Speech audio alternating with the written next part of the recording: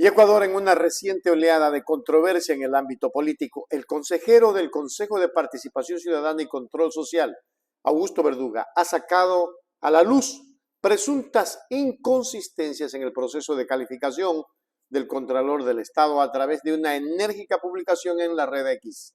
Esta acusación no solo ha arrojado dudas sobre la integridad del proceso, sino que también ha llamado la atención de juristas y académicos por igual. Otros candidatos, se pidió una resolución, que es esta resolución de la Comisión Ciudadana, que es la CCS-CGE 048, donde aquí ponen un cuadro, ¿no?, de las recalificaciones, los cuadritos de las recalificaciones, pero no motivan. O sea, tampoco hay motivación en las resoluciones cuando aumentan los puntos o cuando deciden admitir ciertas solicitudes de recalificación. Solo dicen se admite el incremento de puntos de tal o cual postulante sin especificar a cuenta de qué se le suben esos puntos o a cuenta de qué se inadmiten a tales o cuales candidatos. Entonces, por último, digamos, ya no tenemos las grabaciones de las sesiones secretas, ¿verdad? Este conclave. Esa parte es donde no se transmite. No se transmite, no, porque es privado en los términos del presidente. Digamos que eso fuera cierto, ya de por sí es gravísimo eso. Digamos que le aceptamos ese argumento, digamos. Entonces, ¿a dónde nos vamos? Nos tenemos que ir, pues, a la resolución, ¿verdad? Se supone que los considerandos debe constar la motivación, ¿verdad? Ya no lo pudimos ver en vivo, entonces vámonos a la resolución para ver cuáles son los argumentos. Bueno, ni tampoco está aquí motivado, no dice nada, cuáles son los argumentos, las razones por las cuales han tomado esas decisiones de admitir a ciertos candidatos o de admitir las recalificaciones de otros. Entonces, por donde se mire, insisto, sale pus en la fase de recalificación. Esto es impresentable. La garantía de motivación se cumple en el acto como tal, así como los jueces, la motivación se las ve en las sentencias. En esta comisión, su motivación se la ve en las resoluciones que toma y, por supuesto, en las actas de las sesiones, como también en las grabaciones de las mismas, que pues sin duda alguna son públicas a partir de pedidos que se hagan o cualquier otro recurso que esté involucrado. Las decisiones de esta comisión han sido motivadas, sin duda alguna, en la aplicación directa de la norma. El foco de la controversia se centra en las declaraciones del comisionado Almeida, quien, estando al frente del concurso de selección del Contralor General del Estado, insinuó que las decisiones tomadas por el Consejo de la Comisión Calificadora están claramente motivadas, reflejadas en las resoluciones que se emiten. Verduga, sin embargo, desafía esta afirmación, argumentando que no existe tal motivación evidente. Resalta la ausencia de una explicación coherente en las resoluciones, especialmente en lo que respecta a la manera arbitraria en que algunos pedidos son inadmitidos o como ciertos puntajes son aumentados sin un criterio claro, sugiriendo un posible sesgo o falta de transparencia en el proceso, toda vez que ni siquiera se transmite. Y a propósito, es que el doctor Juan Falconi Puig va a impugnar aquello. Pero sí voy a ir a la nulidad de las calificaciones. A eso sí, pues, y al menos por el tratamiento que a muchos, no soy el único, que a muchos le han hecho lo mismo. Vaya usted a ver unos más puntos, otros menos puntos, pero este mismo tratamiento lo han hecho algunos postulantes. Han favorecido a unos, han perjudicado a otros. Y entonces yo sí voy a reclamar esto la próxima semana, claro que sí. Judicialmente, vamos a ver, de ahí viene a ver, pues, judicialmente, la incertidumbre, pues, ¿verdad?, de lo judicial. Porque algunos de los que han planteado acciones de protección o no les han dado la razón, o hay un juez que dicta por ahí una sentencia que cuando la notifica por escrito va más allá de lo que las dictó verbalmente. Cambió la sentencia. Ese es un delito, eso es prevaricato. ¿Sí me explico? Hay otros jueces que en los mismos postulantes que pidieron la acción de protección, cuando se producía la audiencia el miércoles, dijeron que mejor difieran la audiencia, que los abogados no estaban muy preparados. ¿Qué es esto? Es un huevo de niños. ¿Qué es esto? Pues por Dios, Richard, ¿sí me explico?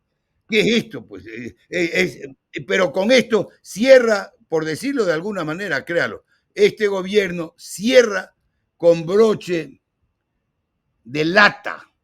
El dicho es broche de oro, ¿no? Estos cierran con broche de lata, por no ser grosero, todo su manejo fraudulento en 1000 aspectos. en 1001 aspectos, ¿verdad? Y entonces, eso es todo, Richard. Y a ver que, bueno, pues ya, yo tampoco puedo yo solito cambiar el mundo, aunque muchísima gente y muchísimos postulantes me apoyan y están de acuerdo conmigo, y yo estoy de acuerdo con ellos también, ya repito que no soy el único afectado.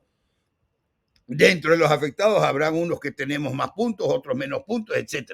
Pero hay varios que están afectados.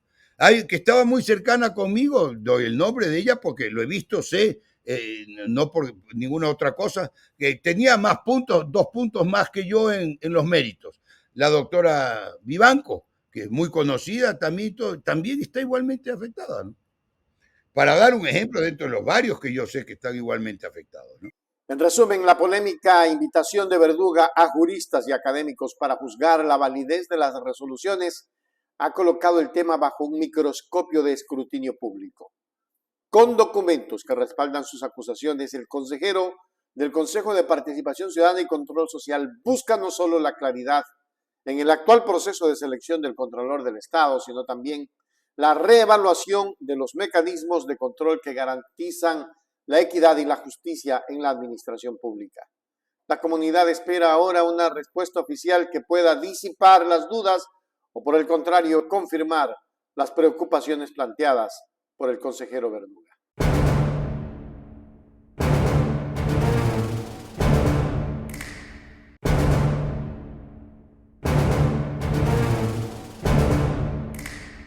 Ecuador, la violencia en este país ha alcanzado un nuevo pico alarmante con la infiltración del narcotráfico en la próspera industria bananera del país.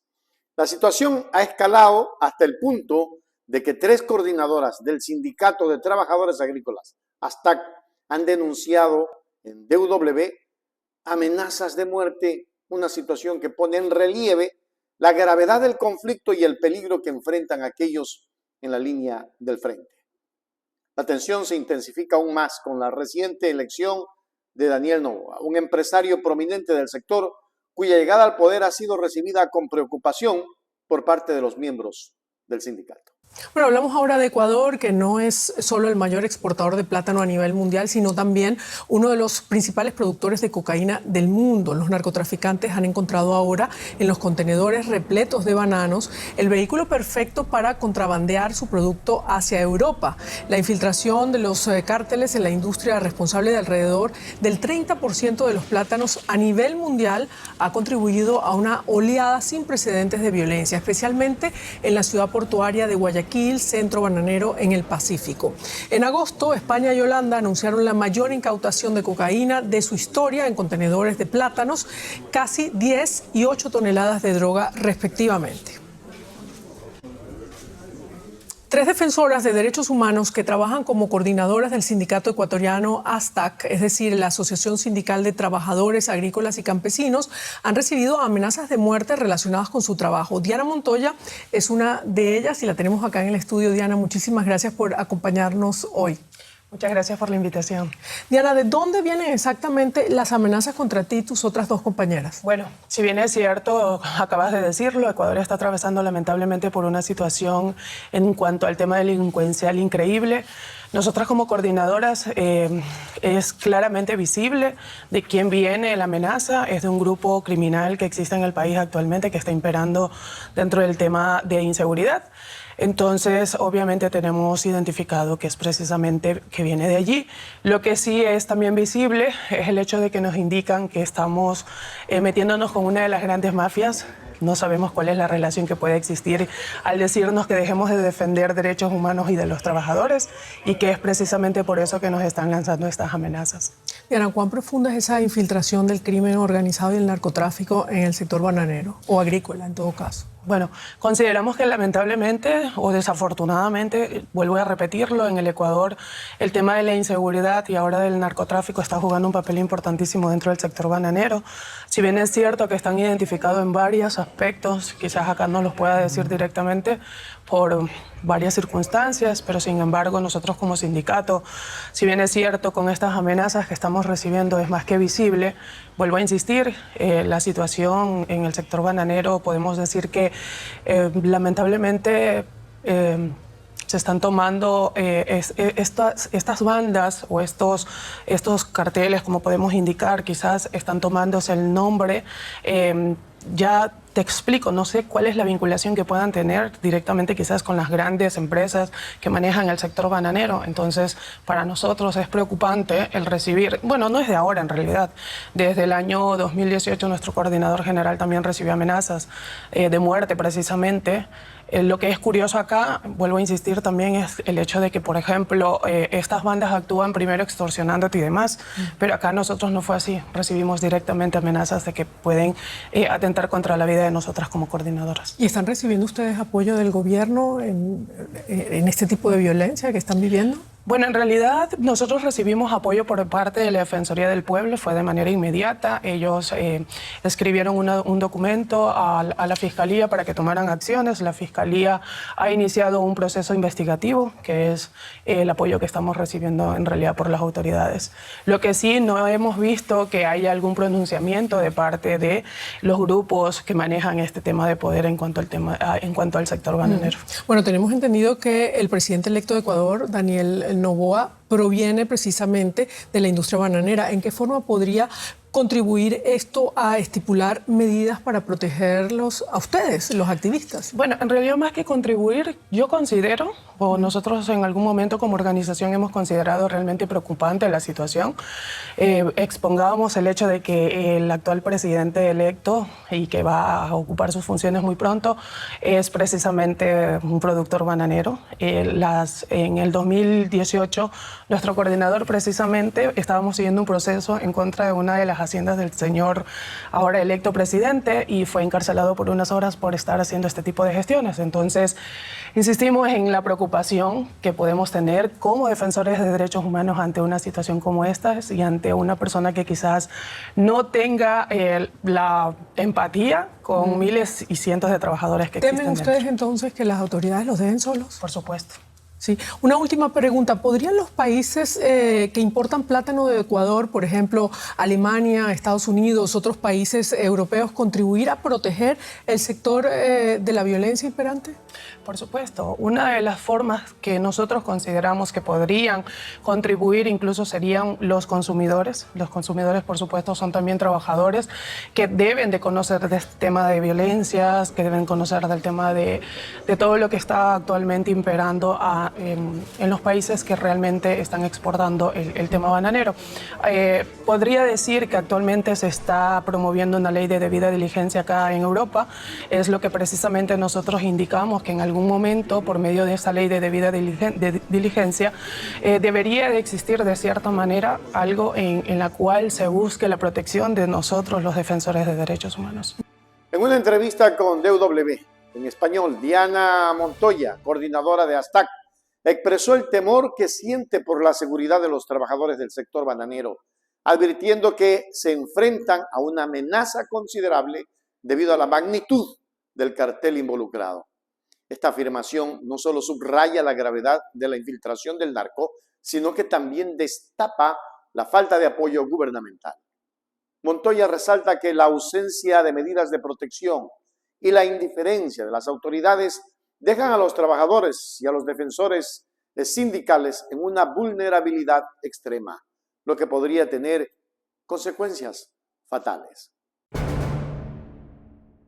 El reportaje de la televisora DW en español se adentra en las profundidades de esta crisis, buscando dar voz a los afectados y arrojar luz sobre las dinámicas del poder que amenazan la estabilidad del sector bananero en Ecuador. Con la comunidad internacional pendiente de la situación, el gobierno ecuatoriano se encuentra en una encrucijada crítica.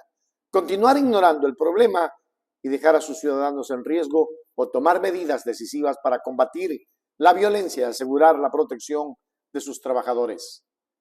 El tiempo dirá si la atención mediática y la presión internacional conducirán a una intervención efectiva o si, por el contrario, la industria bananera del país seguirá siendo sombra de violencia y miedo. Uf, qué miedo.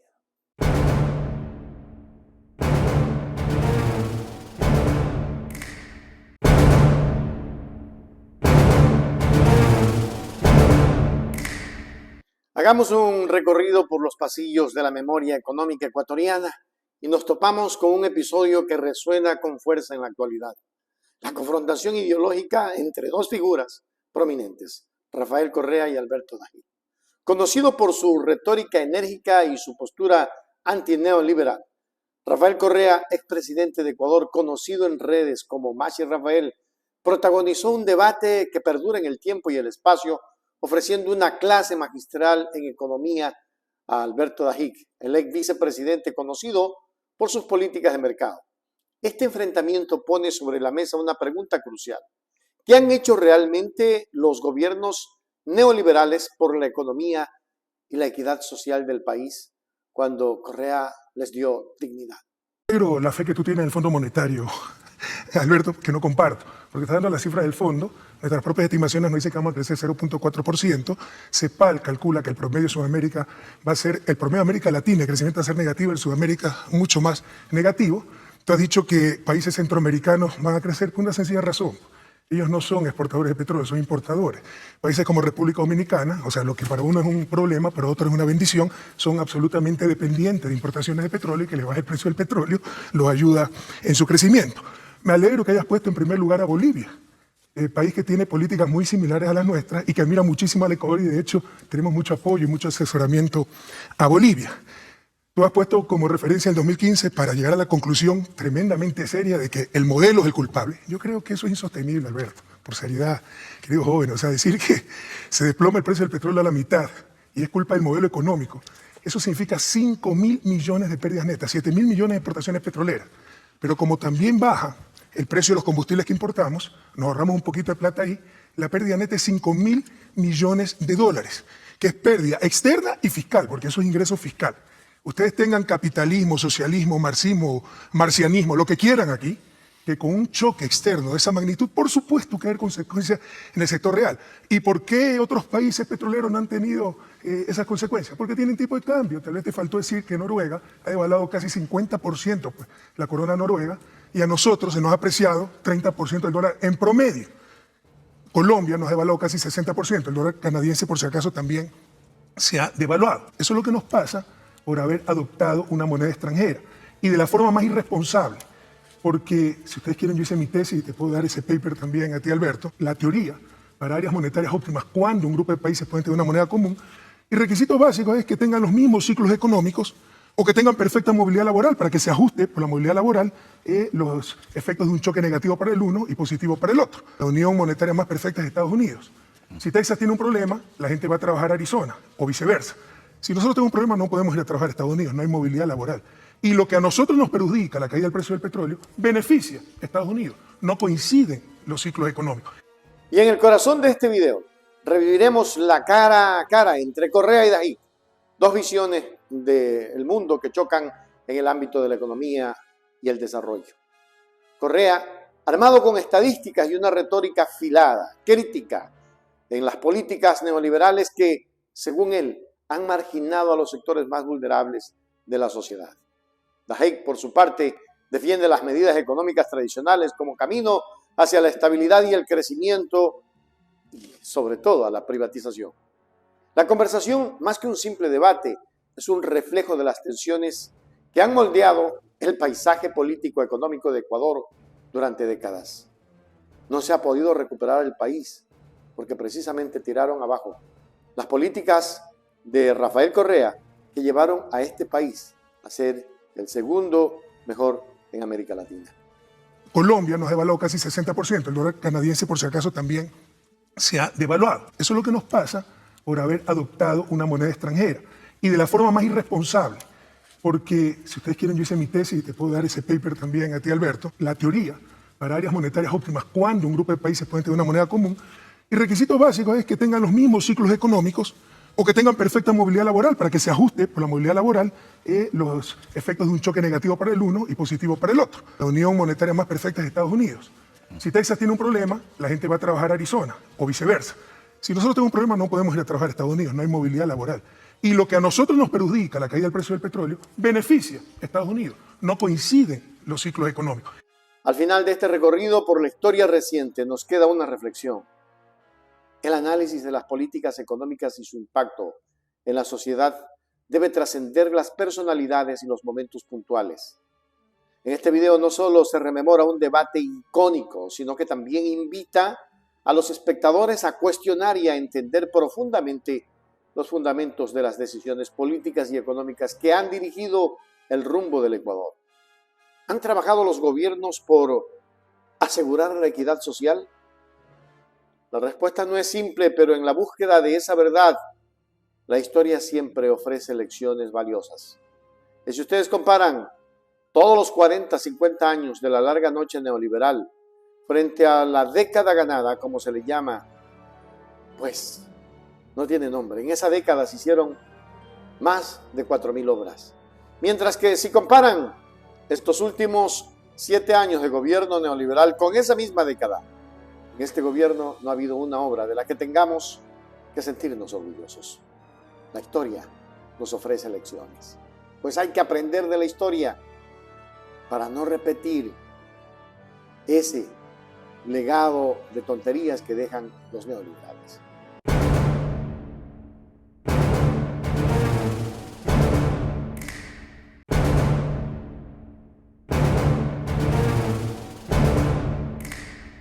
Y ecuatorianos, en una ceremonia que simboliza la creciente cooperación internacional y el reconocimiento al compromiso democrático, Daniel Noboa Sin, mandatario electo en Ecuador, ha sido honrado con la Medalla Internacional de la Comunidad de Madrid.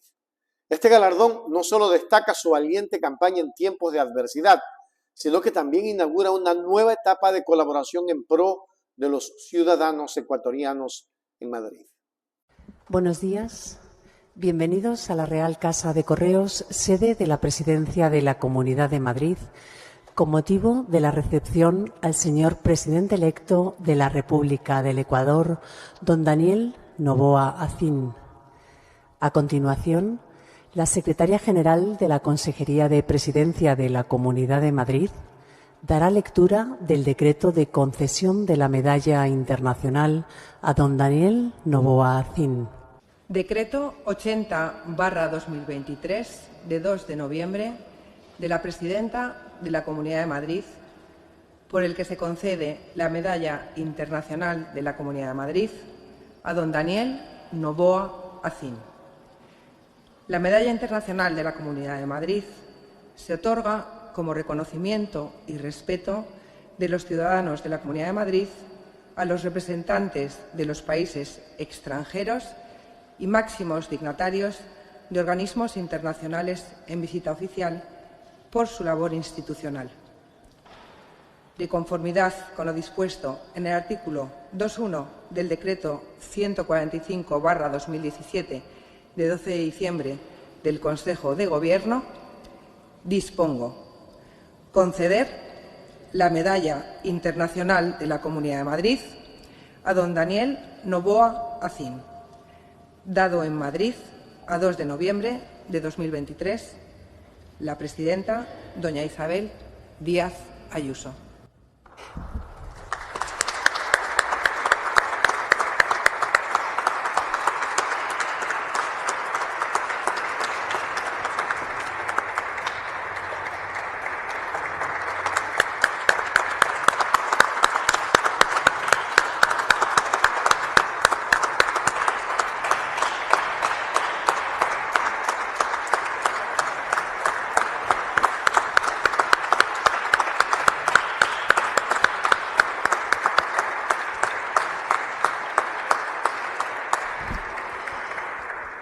A continuación, tiene la palabra don Daniel Noboa Acín, presidente electo de la República del Ecuador. Sí, buenas tardes. Gracias, querida Isabel. Gracias también al pueblo de Madrid por este reconocimiento. Para mí es sumamente importante, es prioritario trabajar con las comunidades que han tratado bien a nuestros hermanos migrantes, que han tratado bien a nuestras comunidades alrededor del mundo. Y es esencial mantener esos lazos, mantener ese contacto, tener la empatía, entender por qué mucha gente salió de un país en busca de mejores días, se estableció en otros lados. y aún así siguen teniendo conexión por su cultura, por su historia y por el amor al país que los vio nacer. Una vez más, estaré a su disposición y estoy eternamente agradecido por este reconocimiento. Gracias.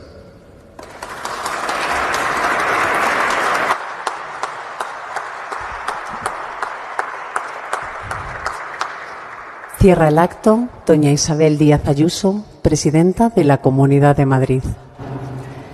El evento que tuvo lugar el viernes 3 de noviembre de 2023 se dio marcado por la presencia de la presidenta de la Comunidad de Madrid, Isabel Díaz Ayuso, quien personalmente impuso la medalla al presidente Noboa. Ambos políticos se comprometieron a fortalecer los lazos entre Madrid y Ecuador, con especial enfoque en los derechos y el bienestar de los ecuatorianos residentes en la capital española. Las palabras de Díaz Ayuso, el reconocimiento llega en un momento crítico, subrayando la valentía de Noboa al poner su vida a disposición del Ecuador en un contexto de extrema dificultad e inseguridad. Muy buenos días, presidente electo de la República del Ecuador, don Daniel Noboa, consejeros del Gobierno de la Comunidad de Madrid, medios de comunicación, señoras y señores. Es un verdadero honor entregar al presidente electo del Ecuador, a don Daniel Noboa, la Medalla Internacional de la Comunidad de Madrid. Queremos, con este gesto, reconocer su defensa de la democracia, de la libertad, de la prosperidad, tan amenazadas en el continente americano y también a este lado del Atlántico. Y lo queremos hacer en un momento en el que, además, su campaña se ha desarrollado en un momento de extrema dificultad y de inseguridad. Tanto es así que, literalmente, ha puesto su vida a disposición del Ecuador para poder, de manera democrática, ser el representante de su pueblo. Yo aprendí a amar Ecuador durante mi estancia en este país, mi primer gran viaje, desde luego un viaje que ha marcado mi vida para siempre, y por esto, desde entonces, me siento muy unida a los ecuatorianos. Y yo estoy segura de que ahora, con el presidente Noboa, Ecuador va a superar dentro de muy poco una etapa muy difícil y va a retomar el camino de la paz y de la prosperidad. El pasado 15 de octubre, los ecuatorianos dijeron no a la inseguridad, al sometimiento, a la dictadura del narcotráfico y a una vieja alternativa siempre dominada por los mismos que arruinan a naciones enteras y las someten a todas a la pobreza, al miedo, y dijeron sí a la prosperidad y al empleo. Es uno de los países más maravillosos que conozco y no puede ser que los mismos, a veces desde dentro, cuando los elige el pueblo, y a veces desde fuera, cuando no, impiden al Ecuador ser próspero y ser libre. En la región iberoamericana hay muchos motivos para la esperanza, para el resurgir de democracias liberales que puedan llevar a sus pueblos a todo lo que necesitan, y lo que hace falta ahora es que se organicen, que resistan y que trabajen al servicio de todos sus ciudadanos. Lo hacemos también por los más de 35.000 ecuatorianos que viven entre nosotros, que viven en la Comunidad de Madrid, que son un madrileño más desde el primer día, como todos los demás, que nos aportan, que nos llenan de alegría con su forma de ver la vida, y también por los más de 22.000 madrileños que viven en el Ecuador. Por eso este reconocimiento va en nombre de todos los madrileños, y nada nos gustaría más que de aquí en el futuro viéramos en el Ecuador resurgir nuevas empresas, empleos, oportunidades, inversiones de todos los rincones del mundo, que los ecuatorianos puedan ver reforzada su economía y, por tanto, ofrecer así a su pueblo los mejores servicios públicos. Que la sanidad pública, una gran sanidad, llegue a todos los rincones del Ecuador, hasta la última aldea, que se prepara a los niños para un mundo competitivo, pero que se formen en calidad y en libertad, con unos servicios que ayuden al que se queda atrás, al que sufre, al que tiene problemas económicos, al mayor, al dependiente, a quien tiene alguna discapacidad. Desde la Comunidad de Madrid queremos acompañar al Ecuador en este camino hacia la libertad y por eso nos comprometemos a reforzar los vínculos culturales y económicos tan importantes para la prosperidad de ambos países. Y además también queremos celebrar que el Ecuador es el país invitado de FITUR el próximo año y desde aquí nos vamos a ofrecer para trabajar juntos, para enseñarle al mundo y en particular a los madrileños los atractivos de este gran país. Un país lleno de contrastes, de volcanes, de delfines, de Galápagos, de bosques de rosas, de ruinas milenarias, de choclos, de valles selváticos, de intensos colores. Eso es el Ecuador. Así que, presidente, enhorabuena por este gran triunfo, enhorabuena por tu defensa de la libertad, de la democracia en tu país. Esta es la casa de todos, es la casa de todos los ecuatorianos, también es la tuya. Te deseamos todos los éxitos. Así que viva Madrid, viva Ecuador y viva España. En resumen, esta condecoración no solo representa un honor para el presidente Noboa, sino que también abre las puertas a futuras iniciativas bilaterales. Con el respaldo de Madrid, se espera que los proyectos de cooperación se traduzcan en acciones concretas que beneficien a la comunidad ecuatoriana en el extranjero. Este momento se erige como un testimonio de la solidaridad internacional y la fe en la democracia, resonando con la promesa de Díaz Ayuso de trabajar hombro a hombro por el progreso y la seguridad de los ecuatorianos en España. Con estos nuevos lazos, el futuro para los ciudadanos ecuatorianos en Madrid se vislumbra prometedor y lleno de oportunidades.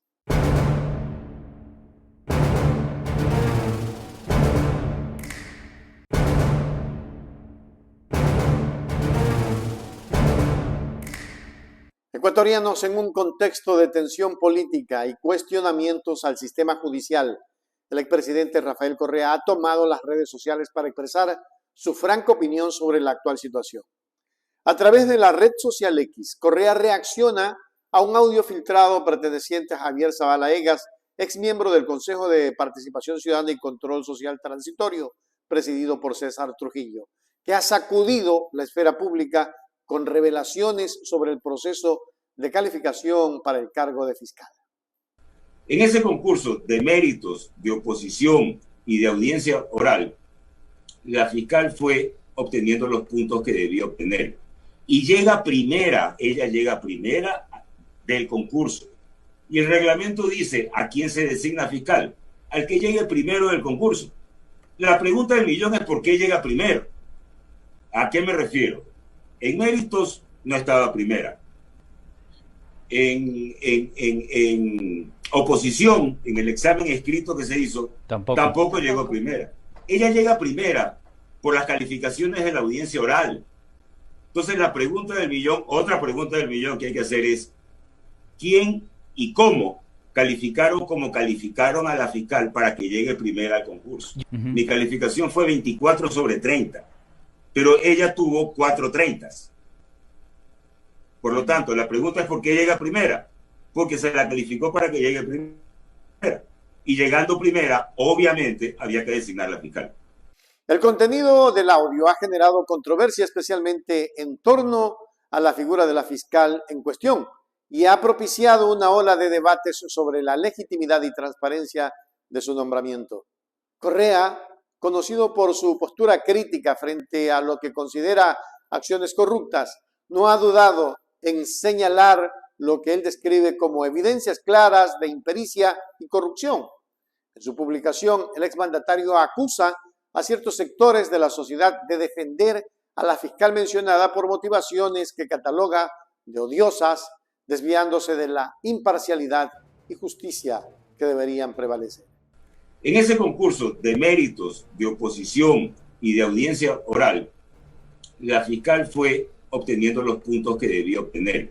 Y llega primera, ella llega primera del concurso. Y el reglamento dice a quién se designa fiscal, al que llegue primero del concurso. La pregunta del millón es ¿por qué llega primero? ¿A qué me refiero? En méritos no estaba primera. En oposición, en el examen escrito que se hizo, tampoco llegó primera. Ella llega primera por las calificaciones de la audiencia oral.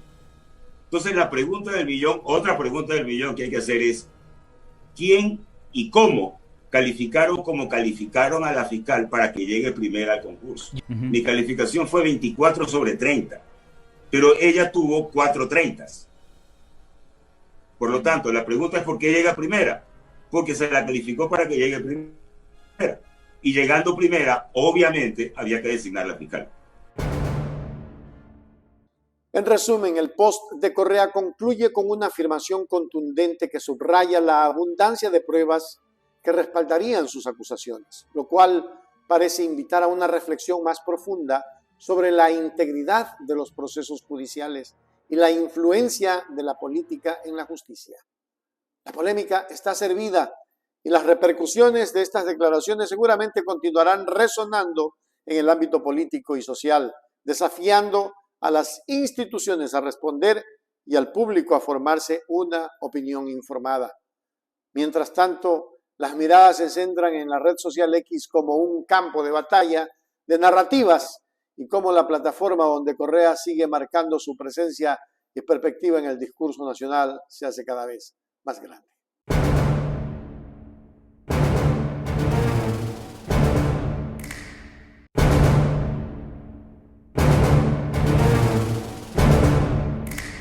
La afirmación de Carlos Veras en Radio Centro, en la que asegura que las victorias de Guillermo Lasso y Daniel Noboa se deben al anticorreísmo, ha generado un acalorado debate en el ámbito político ecuatoriano. El anticorreísmo ha sido una fuerza significativa en la política del país en los últimos años, y esta declaración resalta la importancia de este fenómeno en las elecciones recientes. Hay una diferencia. Cuando Guillermo Lasso llegó al poder, llegó combatiendo al correísmo. Cuando Daniel Noboa llegó al poder, llegó compitiendo con el correísmo. En una segunda vuelta no prevista por él, por eso en gran parte ha tenido problemas de arranque con el equipo. Él se estaba promocionando por el 2025. Guillermo Lasso se había promocionado durante 10 años para enfrentar a quienes consideraba y eran su enemigo porque querían acabar con su prestigio primero y su banco después. Y tras su banco, como ya han demostrado, irán luego, sin ningún fundamento, pero irán luego. Entonces, en el caso de Lasso, pactar era traicionar. En el caso de Noboa, pactar es consensuar siempre y cuando no incluyan lo que es innegociable. ¿Está clara la diferencia? Hay una similitud entre los dos. Ambos le deben su victoria al anticorreísmo, más Lasso que Noboa. El 32% sumado al 20% que votó por Guillermo Lasso en la segunda vuelta, en ese entonces, en este país, era anticorreísta. Ahora solo ha sido el 16% que se sumó al 23% que tuvo Daniel Noboa en la primera vuelta. Ese 16% de Fernando Villavicencio. El 11% que tuvo Jan Topic, el 8% que tuvo Otto Sonnenholden, que su mayoría fueron para allá, no son votación que se pueda calificar de anticorreísta. Son simplemente no correísta. Entonces, el presidente Noboa le debe gran parte de su triunfo a haber captado la votación de Fernando Villavicencio. Sin su muerte, difícilmente la habría tenido. Y aquí una última reflexión de lo que refleja esta votación. El bloque que ha sacado Construye se lo debe principalmente a Fernando Villavicencio. Y ya ven ustedes la identidad de la composición de sus legisladores y de sus votantes, cómo muta cuando no está el líder. Gran parte de los votantes de Villavicencio votaron por lo que él hubiera considerado un oligarca, un multimillonario. La derecha sí votaron por él, porque no querían votar por la alternativa correísta. El anticorreísmo ha sido un factor clave en las elecciones ecuatorianas desde el final del mandato del expresidente Rafael Correa. Muchos ecuatorianos han expresado su descontento con el correísmo y han buscado alternativas políticas. Guillermo Lasso y Daniel Noboa han capitalizado esta oposición al correísmo al presentarse como candidatos que representan un cambio y una opción diferente. Sus campañas se han centrado en críticas al gobierno de Correa y en promesas de un nuevo rumbo para el país, lo que ha resonado en una parte significativa del electorado, sin que ni Moreno ni Lasso hayan cumplido. Esperemos que este cumpla. En conclusión, la última instancia, la afirmación de Carlos Vera destaca la relevancia del anticorreísmo en la política ecuatoriana y cómo este ha influido en las victorias de Lasso y Noboa. Sin embargo, es importante recordar que las elecciones son el resultado de múltiples factores y no se pueden simplificar completamente de una única causa. A pesar de esto, queda claro que el anticorreísmo ha sido un elemento determinante en el escenario político ecuatoriano y seguirá siendo un tema importante en futuras elecciones. A esto hay que agregarle medios fascistas como el que maneja Carlos Veras y otros periodistas politiqueros, que lo que han hecho es lavarle el cerebro a la gente con que Correa robó, con que Glass robó, y esto ha generado que muchos florindos, en una explicación más clara, más auténtica, tomen esas palabras y crean en los sueños de perro. Por eso es que necesitamos hacer educación política con urgencia. Esa educación política que debe de ir de la mano de los líderes del correísmo con las bases.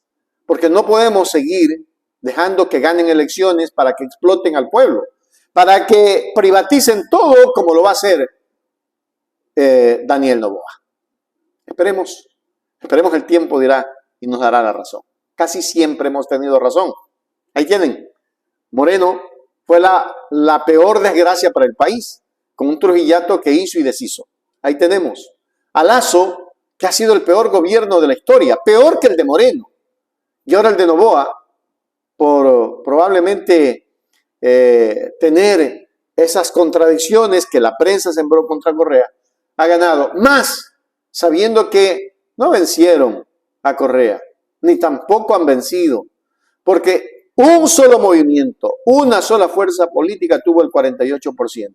El resto son fuerzas que se unieron para tratar de desvincular la una sola vuelta, e inclusive se presume que asesinaron a un candidato para echarle la culpa al correísmo y para tirar abajo en la primera vuelta electoral y haber ganado en una sola vuelta. Esa es la reflexión, señor Vera, que se la doy desde Hechos Ecuador.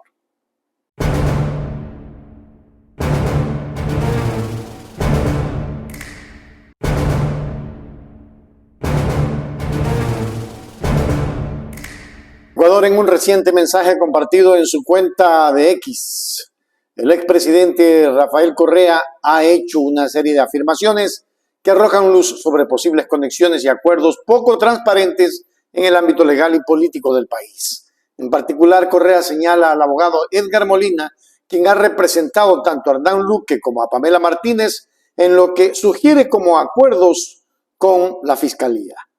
Estas acusaciones levantan interrogantes sobre la integridad del sistema legal y la participación de otras figuras como Ramiro García y Diana Salazar, planteando la necesidad de una investigación más profunda. Hernán Luque, el principal acusado de la red de corrupción más grande en las empresas estatales,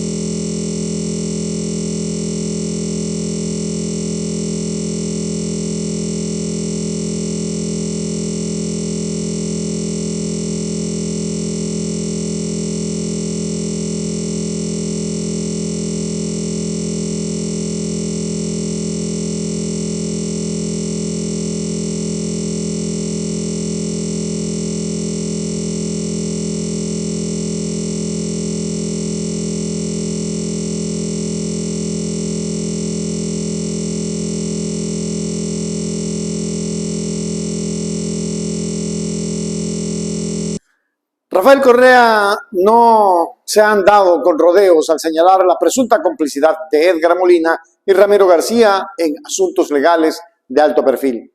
El expresidente resalta la dualidad en la representación de Molina, quien aparentemente ha mediado en acuerdos con la Fiscalía tanto para Hernán Luque como para Pamela Martínez.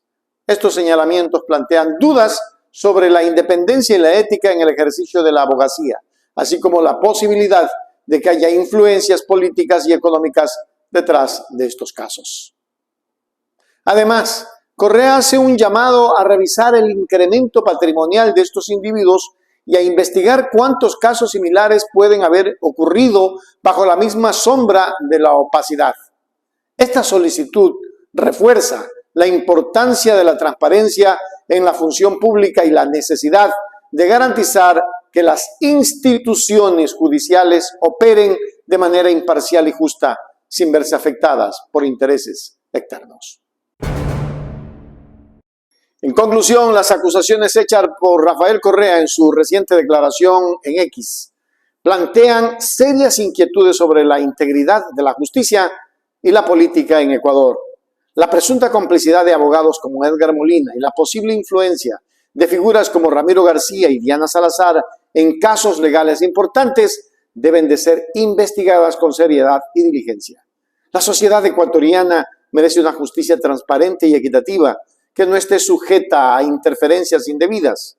Estos señalamientos destacan la importancia de la rendición de cuentas y la necesidad de fortalecer las instituciones democráticas para garantizar un país más justo y honesto.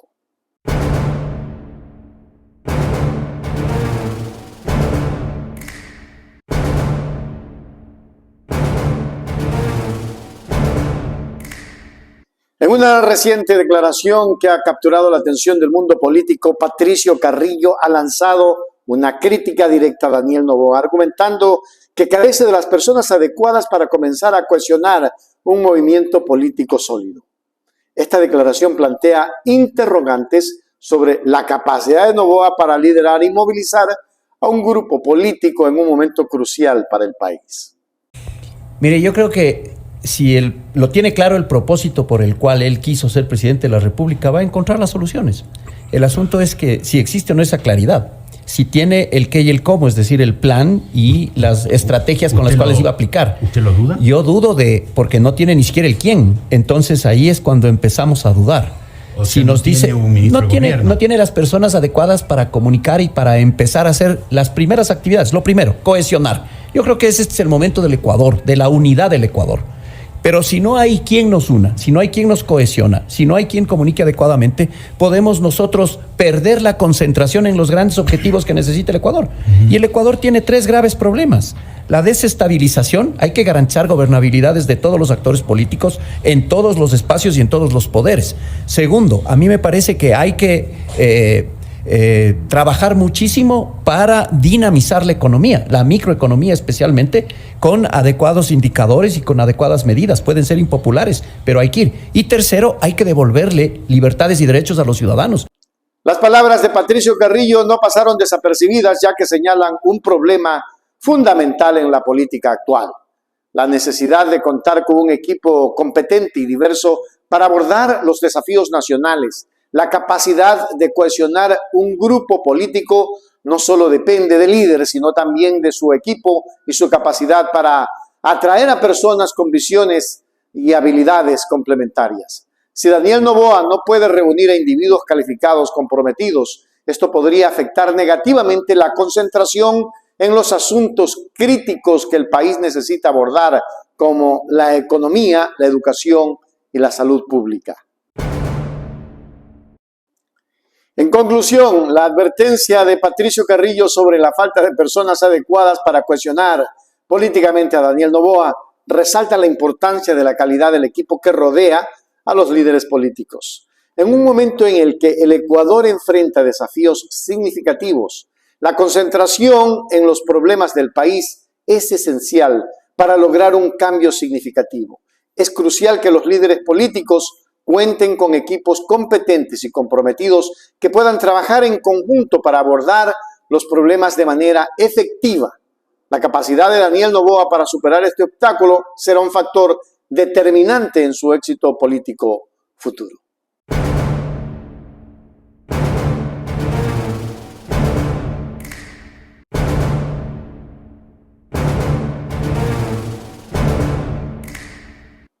Ecuatorianos, la disolución de la Asamblea Nacional de Ecuador no significa que el proceso de juicio político contra el presidente Guillermo Lasso haya sido anulado. Este hecho ha sido enfáticamente señalado por la asambleísta Pierina Correa en una entrevista con NTN 24 en medio de la controversia y la agitación política. Correa argumenta que el proceso de juicio debe de continuar debido a la demanda popular que exige respuestas y claridad sobre las acusaciones en contra del presidente.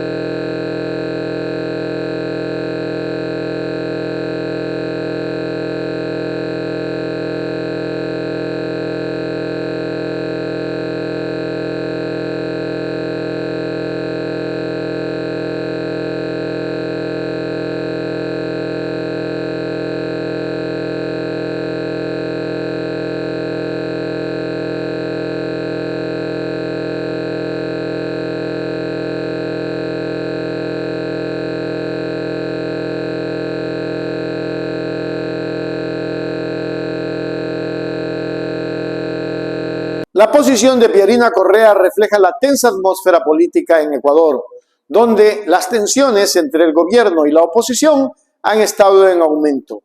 A pesar de la disolución de la Asamblea, Correa insiste en que el juicio político a Guillermo Lasso debe avanzar para que la ciudadanía obtenga una respuesta adecuada a sus preocupaciones. Esta perspectiva destaca la importancia de la transparencia y la rendición de cuentas en la política ecuatoriana y subraya la necesidad de que los líderes gubernamentales rindan cuentas ante sus electores. En conclusión, la declaración de Pierina Correa resalta la compleja dinámica política en Ecuador y subraya la importancia de mantener la integridad de los procesos democráticos y la rendición de cuentas en medio de la turbulencia política. A pesar de la disolución de la Asamblea, la cuestión del juicio político a Guillermo Lasso sigue siendo un tema candente en la política ecuatoriana y la voz del pueblo desempeñará un papel crucial en la determinación del camino a seguir. La ciudadanía espera respuesta y claridad sobre las acusaciones presentadas en el proceso político y se deberá responder a estas demandas por parte de la Asamblea Nacional.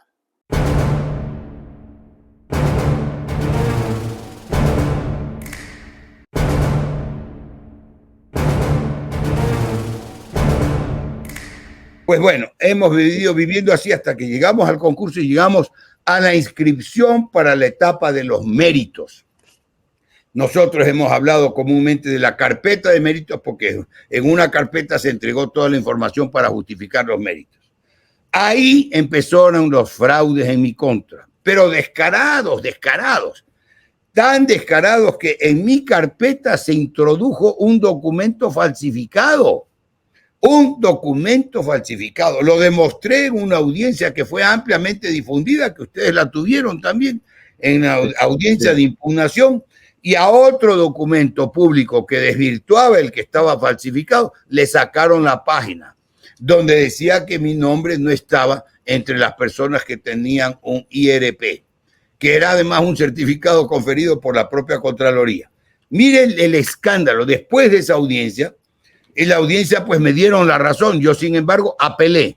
Se desconcertaron estos de esa comisión ciudadana, que mucha comisión pedían, ¿no? Había un fulano que pedía de ahí mucha comisión, de esa comisión ciudadana, y entonces yo apelé porque yo pedía que si se había demostrado un fraude, no bastaba con que me den la razón, sino que además tenía que notificarse a la Fiscalía por el deber de denunciar el fraude. Artículo 422 del Código Integral Penal, COIP.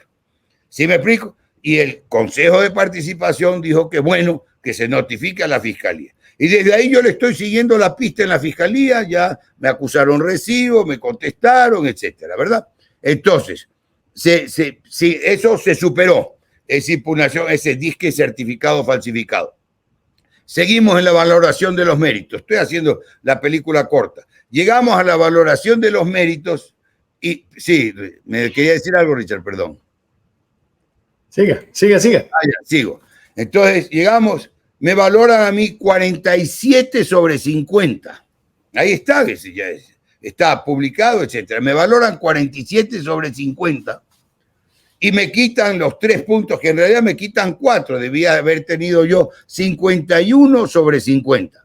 Me quitan 4 puntos, pero cáigase para atrás como usted y la audiencia lo va a ver, porque no tienen que conocerme personalmente, pues quienes han vivido en este país los últimos 30, 40 años saben quién soy y saben que he sido un abogado toda la vida en ejercicio de la abogacía. Me quitan 3 puntos por el ejercicio profesional. ¿Qué tal? Entonces, por eso es que me ponen 47, porque no he demostrado el ejercicio profesional. El ejercicio profesional se demostraba, según creo que es el artículo 47 del reglamento por ahí, el ejercicio profesional se demostraba, primero, con el título. Segundo, el título inscrito, el registro, el título inscrito. Y tercero, el RUC, que el RUC cuando yo me gradué no existía, pero obviamente cuando fue obligación sacar el RUC, el registro único de contribuyentes, lo obtuve. Todo eso lo presenté, pero no presenté, y lo he explicado reiteradamente, porque no podía presentar contratos profesionales, recibos profesionales, piden inclusive el reglamento, inclusive entrega de obra, como que si fuera una obra pública de construcción. Ahí es cuando se habla de entrega de obra, ¿no es verdad? Entrega de obra, etcétera. ¿Por qué? Y lo explicaba y lo expliqué 100 veces y lo expliqué transcribiendo las disposiciones legales en la recalificación que solicitaba. Lo que decía y además el reglamento dice en la parte pertinente, el artículo 34, si no me equivoco, del instructivo, libre ejercicio de la profesión, matrícula o registro profesional, registro único de contribuyentes. Y aquí viene, les digo exacto cómo está el texto. Certificaciones de prestación de servicio profesional, copia de contratos y actas de entrega-recepción. Eso yo no lo presenté. ¿Por qué? Y expliqué por qué. Porque tengo prohibición para presentar eso. Porque eso sería violar el secreto profesional. Diga que usted me contrata para algo y podemos hacer un cruce de cartas, un tema delicado, cualquier cosa, o de un pariente suyo, lo que fuere, y que yo vaya a demostrar ese convenio en un concurso para que se sepa por qué, en qué juicio se lo defendió, cuándo. Eso viola el secreto profesional. Y el secreto profesional, le podría dar hasta los artículos, está garantizado en la Ley de Federación de Abogados, está garantizado en el Código Orgánico de la Función Judicial, está garantizado en la Constitución de la República, ¿verdad? Y está garantizado en un montón de leyes y por último es delito, el violar el secreto profesional es delito. Entonces yo lo expliqué y lo señalé, pero además esto que le he dicho, esos certificados, esas cosas, no valen porque el artículo 9, mire que lo digo de memoria, del Código Civil dice los actos que la ley prohíbe son nulos y de ningún valor. Entonces si la ley prohíbe que revelar el secreto profesional y a uno le piden entre los elementos para un concurso que muestre, no es suficiente el título, el registro del título y el RUC, sino que además que demuestre a quién defendió, cuándo lo defendió y por qué lo defendió, es violar el secreto profesional. Por eso me bajaron 3 puntos, mientras a otros sí le reconocían. Y no fui al único que le bajaron puntos por eso. Repito, mientras a otros sí le reconocían. Pedí recalificación, no hubo manera, nada. Llegamos al examen. Y el día del examen fui atacado cobardemente por la espalda. Está filmado, circuló con mucha intensidad en las redes sociales. Ustedes lo comentaron y lo circularon también los videos. Está ahí, o sea, ¿quién puede negar eso? Y no obstante ese impacto, porque lo que se pretendía y lo que se quería era que yo no entre a dar el examen. ¿Sí me explico? Una horda de miserables, cobardes, ¿verdad? Una horda. Y entonces... Sin embargo, entré de todas maneras.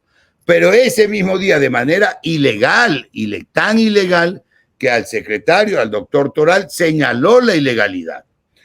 Hicieron una publicación arbitraria, pues ya va a ver dónde terminamos, ¿no? Y a mí ya no me extraña todos los fraudes que me han hecho. De unas notas que se habían hecho esa misma tarde, pero en la mitad de un corte de luz, en la mitad de fallas, en la mitad de errores, en la mitad de equivocaciones, ilegalidades. Y el doctor Toral, el secretario de la comisión, lo señala y lo advierte.